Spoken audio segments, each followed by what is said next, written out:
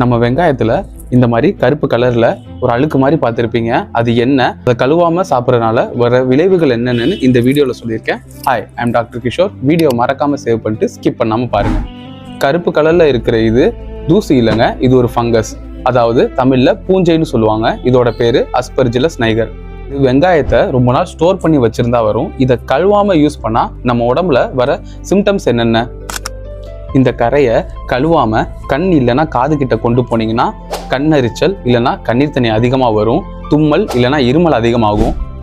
ஓட்டோமைகோசிஸ்ன்னு சொல்லப்படுற காது இன்ஃபெக்ஷன் வரும். இது மட்டும் இல்லாமல் ஆஸ்துமா, அப்புறம் நோய் எதிர்ப்பு சக்தி கம்மியாக இருக்கிறவங்களுக்கு அதோட அறிகுறிகள் அதிகமாகும்.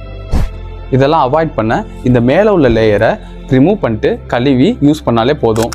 நல்லா இருந்துச்சுல? இந்த மாதிரி மேலும் பல மெடிக்கல் ஃபேக்ட்ஸ் தெரிஞ்சுக்க நம்ம பேஜை ஃபாலோ பண்ணிக்கோங்க.